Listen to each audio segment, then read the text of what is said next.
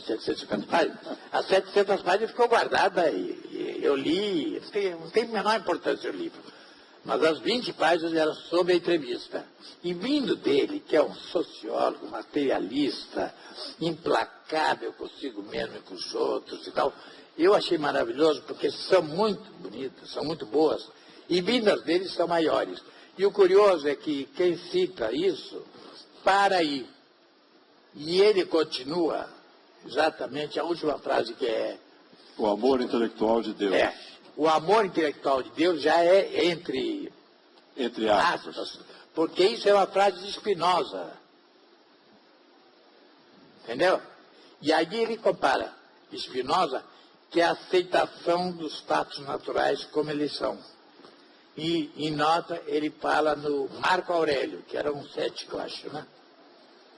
Um filósofo, imperador romano, né? Do século II ou III depois de Cristo.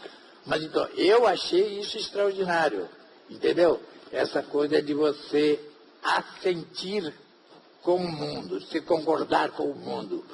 E não é dizer, estão torturando sua consinto. É com o natural, com os fatos naturais. E isso daí me parece extraordinário. E essas 10 páginas deles são maravilhosas. Embora o método dele seja um método secador. Sabe, liquida qualquer possibilidade de liberdade humana, de dimensão, etc. Mas você acha que é uma definição possível para o seu método de conversar? É a minha utopia. Eu não tenho outras. Se eu tiver essa, já está ótimo, né? Se eu tiver uma ou duas, tá bom. Obsessões. Não precisa ter 3. Então eu proponho que a gente veja agora essa sequência do Cabra Marcado para Morrer, que, para a perplexidade do Coutinho, eu posso explicar agora por que eu escolhi, porque eu acho que ela reflete, em 1981, um momento em que o Coutinho está justamente dando os primeiros passos nesse aprendizado de como conversar com seus personagens. A cena dentro do filme, para quem não viu, está mais ou menos na metade do filme, e eu acho significativo, embora não tenha sido planejada assim, mas por acaso ela é mais ou menos na metade do filme. Isso me parece significativo, depois a gente pode comentar por quê.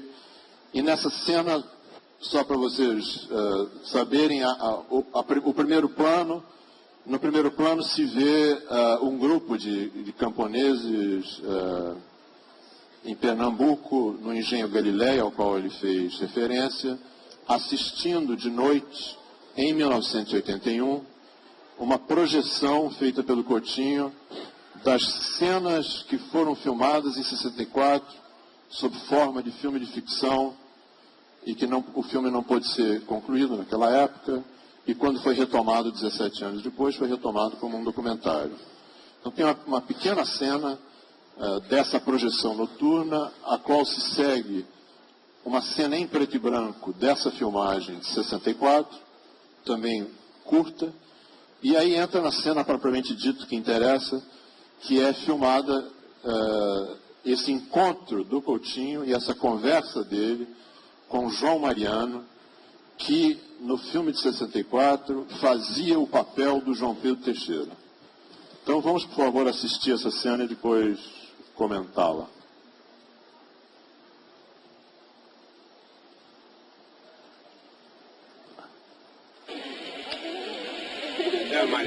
Não, lá em casa. Lá em casa. A projeção em Galiléia começou há mais de 1 hora e os espectadores continuam atentos. João Virgínio e sua mulher, Brás, Bia, Zé Daniel, João Mariano. João Mariano era o único dos atores que não tinha nenhuma participação no movimento camponês. Quando o convidamos para fazer o filme, contamos para ele quem era João Pedro. João Mariano aceitou na hora, inclusive porque, tendo sido expulso de um engenho, estava desempregado. Gradualmente, porém, ele foi se identificando com o papel de João Pedro. João Mariano é dirigente de uma congregação batista em Vitória de Santo Antão. Fui entrevistá-lo de surpresa no dia seguinte ao da projeção. É o seguinte, eu sou muito afastado de certos movimentos. Eu caí nesse movimento, por exemplo, quando eu já, há 16 anos passado, que eu vim pelo Engenho, que chegou esse movimento revolucionário. Um momentinho, senhor. Está com sono, está com vento. Qual foi? Está com vento no contato? Tem. Você pode falar o que você está falando, que é perfeito.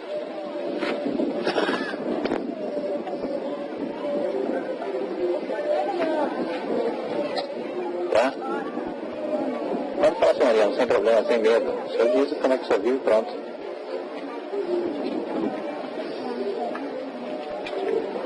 Não, senhor Mariano. Essa foi a luta aí.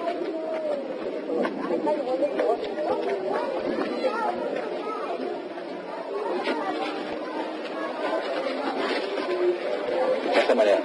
Eu creio que o senhor está por dentro do assunto aqui. Eu não queria estar dentro desse negócio. Eu estava no Engenho, por causa dessa rei, dessas coisas. Então eu saí do Engenho porque ele não quis estar dentro disso. Né? Isso é uma prova que eu não queria viver dentro disso. Eu cheguei à cidade, que os senhores me procuraram, que eu ingressei dentro dessa, vamos dizer assim, dentro dessa carreira, mas sem saber o que estava fazendo. Mas quando entendi que era assim, para viver assim pelas propriedades, vamos dizer, agindo por terra, essas coisas, que eu não preciso de terra, que o pouco que Deus me deu, eu vivo sem isso, entendeu? Eu vivo sem precisar estar agindo com o meu. Depois que o senhor chegou aqui e me procurou pela sua simpatia, assim, pela bondade do senhor, então peguei a voltar ao meu conhecimento, mas não para ser ingressado nesse negócio de revolução. O negócio é isso. Eu não tinha nada disso, não. Agora, o senhor me diz uma coisa, o senhor vive como agora? Eu vivo do meu problema, eu não sou sujeito a senhor de rei, e nem quero nem ter ver com nada de senhor de rei, entendeu? Minha vida é essa. E o senhor era crente naquela época? Desde já. Então foi a razão que eu fui decepcionado pela minha igreja, fui até eliminado da minha igreja e isso foi para mim um grande esgoto. Por essa razão eu não quero conseguir com isso. Mas conseguir assim, por exemplo, o que o senhor está gravando, o que eu estou dizendo. Mas está vendo a minha expressão, que eu não estou assim, tão dedicado sobre esse movimento. E o senhor é crente há quanto tempo, o senhor é crente? Há 28 anos. Da Igreja Batista? Isso.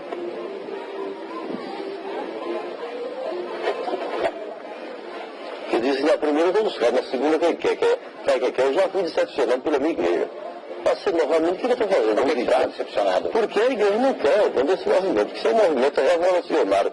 E eu não quero revolução comigo, entendeu? Você é calma. O senhor com o seu e eu com o meu, cada um vive a sua vida, que eu vivo a minha vida, entendeu? O negócio é isso.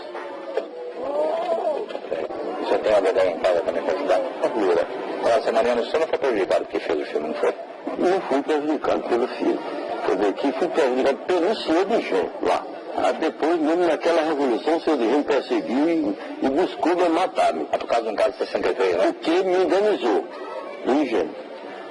Isso não foi sobre esse trabalho. Sobre esse trabalho, eu finalmente fui chamado por ninguém. Não passei por certo, eu passei no julgamento da igreja.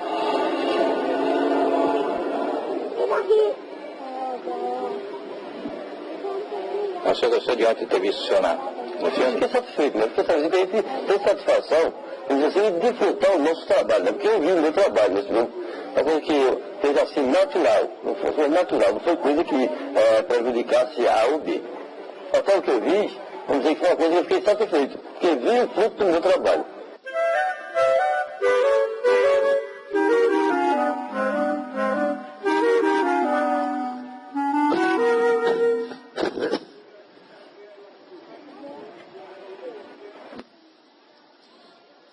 Então,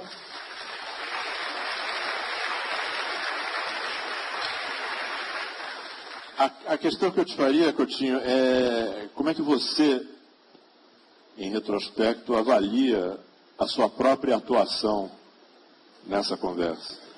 Olha, eu praticamente nunca eu revejo os filmes que eu faço. Ou tem gente que diz, eu vejo e daí fala, eu faria assim, eu faria assado. Eu não revejo, por uma razão muito cristã, consumatus est, que é que Jesus teria dito na cruz. Está consumado, acabou. Então não tem um troço eu faria assim, acabou, está lá, entendeu? É um fato definitivo que já passou. Mas esse é um dos casos em que quase me dá um arrependimento, porque eu botei... Quase te dá arrependimento? De ter botado, porque em tudo, em várias instâncias críticas, isso gerou um desentendimento,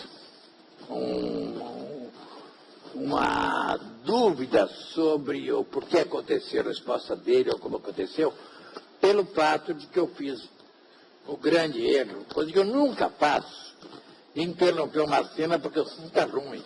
Eu não pergunto se o som está ruim. Se o fotógrafo diz que está bom a luz e que o som não interrompe, eu delego isso. Isso não é minha preocupação.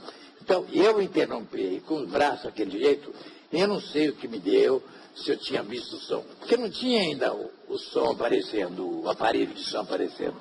Eu não sei porque eu fiz isso. Porque eu deixei na montagem. Uma das razões, eu acho que eu fiquei tão fascinado com aquela claquete subeletrônica, porque naquele tempo a claquete era assim, né? E o Edgar Moura inventou uma claquete que acendia um troço. Eu falei, pô, isso é... E como eu queria quebrar a coisa naturalista de não ter equipe, eu falei, não, isso funciona.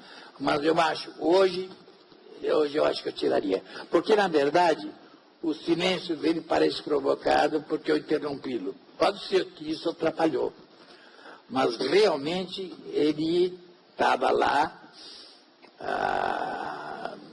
falando, mas sem vontade de falar no assunto, porque não queria ser confundido de novo com aqueles caras que fizeram um filme. E ele tinha toda a razão. Porque se ele foi expulso do céu por causa do filme, ele tem que dizer, nada é pior do que perder o céu para um crente. Entendeu?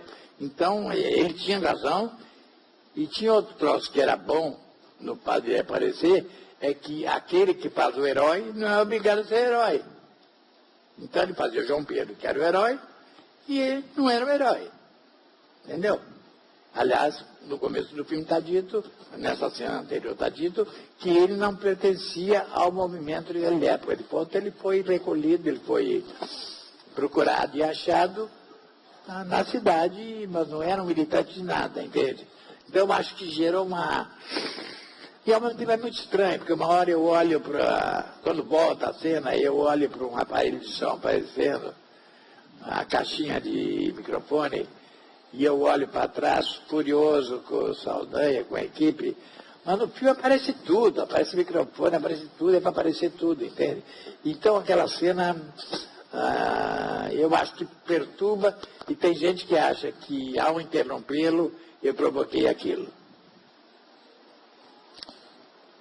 Eu vejo, curiosamente, uma série de pontos de contato entre essa cena e a cena que a gente vai ver agora, feita 20 anos depois, que é a cena final do filme Peões, que inclusive é comentada pelo João Salles no livro que está sendo lançado aqui. Mas vamos ver a cena e depois, se você não enxergar esses pontos comuns, a gente pode talvez tentar rapidamente comentar quais são. Então, se a gente puder passar para a segunda cena, é um metalúrgico, Geraldo, e a cena se explica por si mesma, não precisa de muitas